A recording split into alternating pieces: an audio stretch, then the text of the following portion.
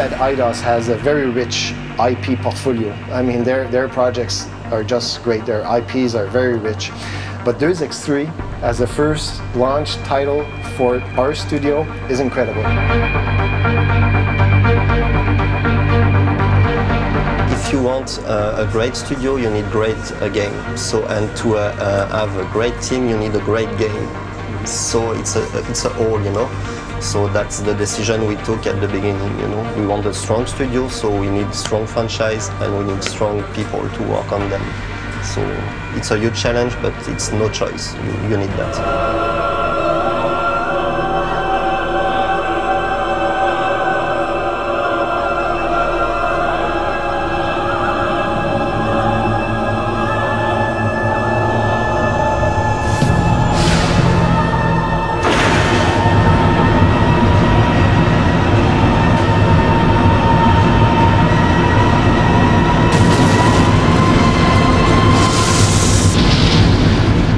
I think I wouldn't have David Emphazy as a producer if it wasn't for Deus Ex 3.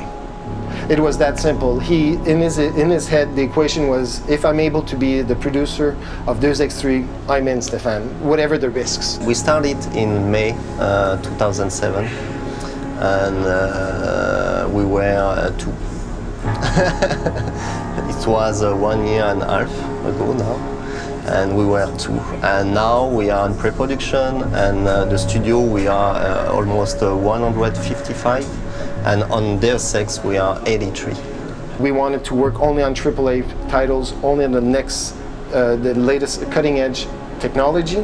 But the two other points are really important for the development team. We want to work with reduced size development teams, we call them in Montreal, of 80 to 85 people. But in exchange, we give this development team a longer cycle of production, of 24 months after the proof of concept. Because too many people here in Montreal especially were asked to develop a 36 months game in a 15-month period with 3 times the staff level of 200 people. And people don't like to work in those conditions. And IDOS Montreal really wanted to find a way to, a new approach, a human approach, to develop good games. Stéphane, how are you today? Very good, thanks. It's a big day for you today. Very big day, indeed. Deus Ex is going in front of the Green Light Committee for its vertical slice meeting, so it's very important.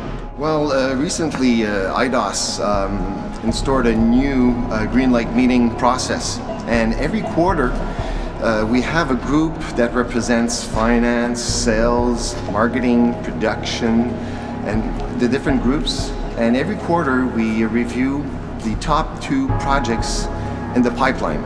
And this time it was Kane & Lynch 2 and Deus Ex. When the Brits or the French come to Montreal to see the possibility of invest, they come here and they don't feel strangers. They come here in Montreal, they see that we're in America, but we have a lot of values coming from Europe. And I think they know that investing in Montreal, they will have a company that will share the same values, but that this company will be working at a very fast pace of North America. And I think it's the best of both worlds. Kind of nervous? I'm confident. Confident. Excited. No, it's going to work fine. It's going to work fine. I mean, there's always stress during these meetings, but when you have confidence in your team and in the content, things will move.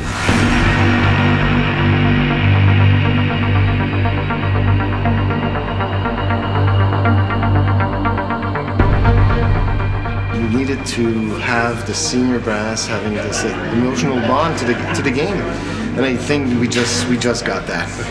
Yeah, there was silence in the room. Everybody was looking. The music was very well integrated.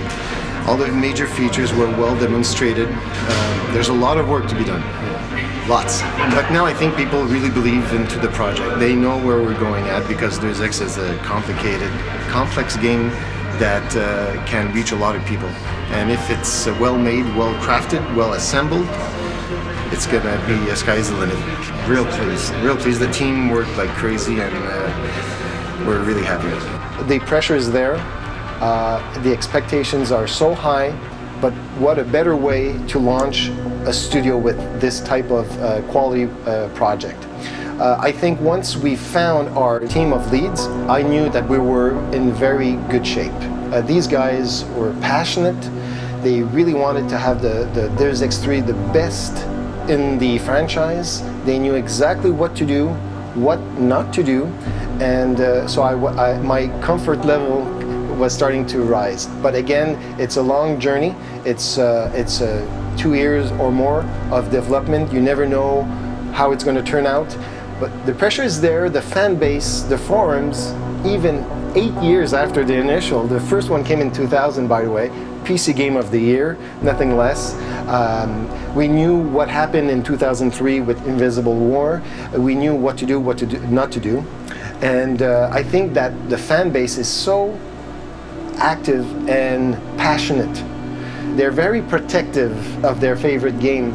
I think we exchange on the forums, on the blogs. We are always listening to our fans. We want to do a game that will please them and that will bring new fans to the franchise. That is the biggest challenge for us. If we have some pressure to create Deus Ex 3, yeah. Yeah, big time. But at the same time, it's a good pressure because we know that there's something to do there, a lot of things to explore and everything. And it's a great franchise to start with, so I'm really enthusiastic about that. But I know we must not fuck it up.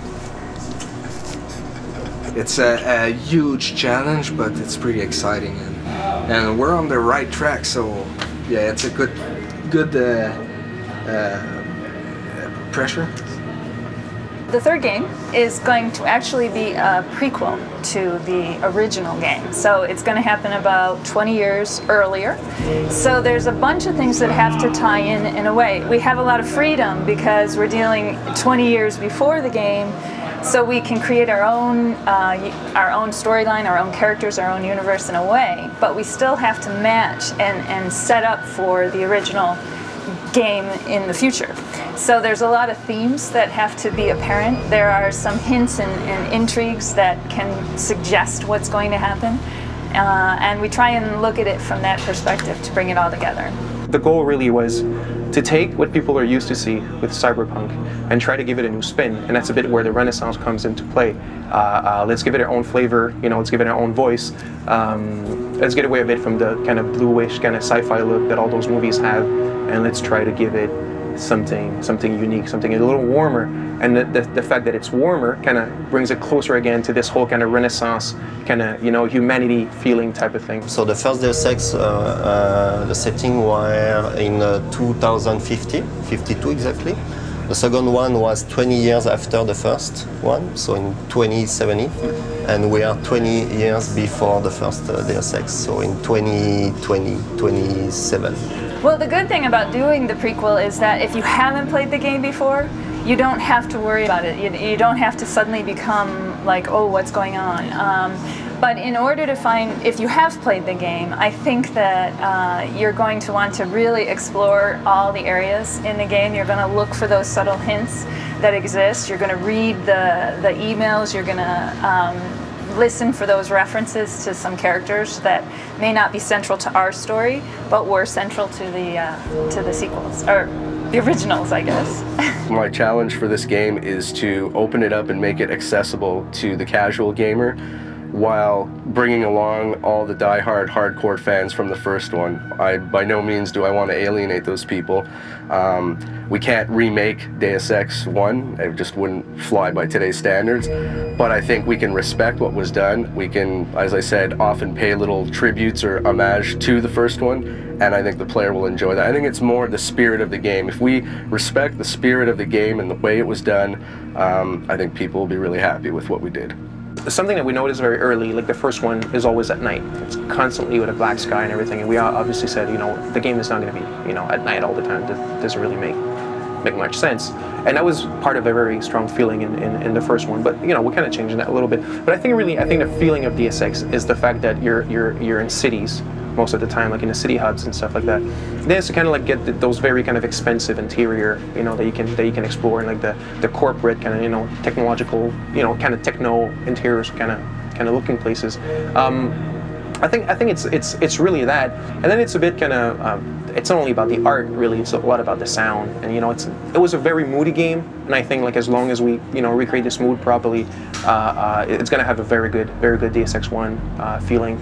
But, you know, obviously with a few new twists. The second one, Deus Ex Invisible War, we played it, you know, we analyzed it as we did for the first one, but is different, so why we focus on the sequel, the Deus Ex 3, on the first one, just because we think that the first one has the pillars we want to use for Deus Ex 3. We do our best to keep the core experience of the Deus Ex games with Deus Ex 3, so even the old die-hard fans should be able to feel home again. And you know what? We have to do the best we can for this one, and I think it's going to be a very strong product. And after that, if some die-hard fans say that we miss an aspect or another, we'll live with that. I'll just change name and change my face or something.